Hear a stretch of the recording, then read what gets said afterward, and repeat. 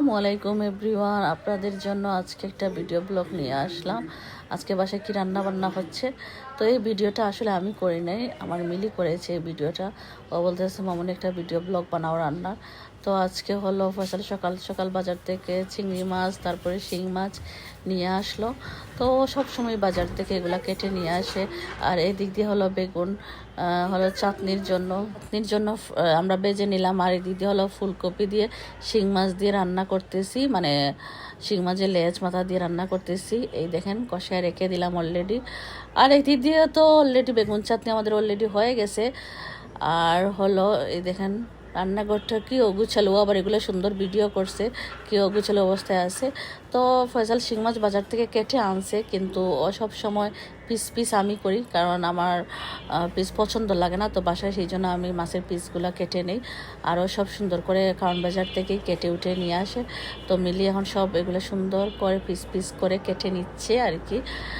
তো যাই হোক, ও ভিডিও করছে, আপনাদের সাথে আমাদের আজকের বাসার রান্না বান্না আপনাদের সাথে শেয়ার করতেছি আজকে। আর শীতের সময় শিং মাছের তরকারি তো ঝোল দিয়ে খাওয়া মজাই আলাদা, মানে কি বলবো। এই দেখেন এখন সুন্দর করে ও হলো পিস দিয়ে কাটছে।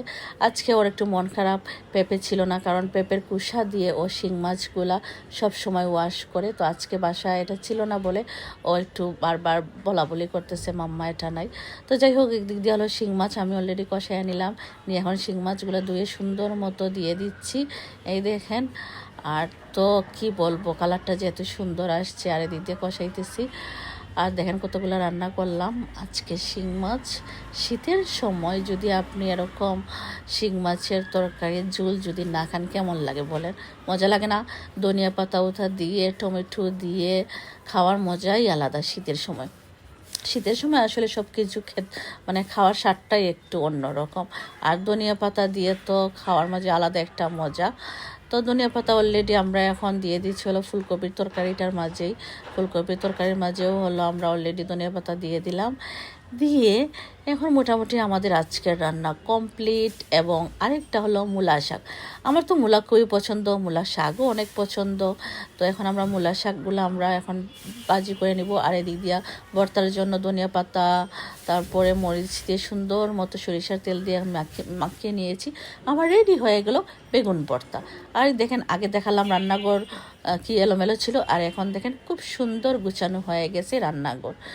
তো এই তো, সবাই ভালো থাকবেন। আর আমাদের ভিডিও কেমন হলো, রান্নাঘরের ভিডিও আজকে আপনাদের সাথে সব শেয়ার করলাম, আমাদের আজকের খাবার।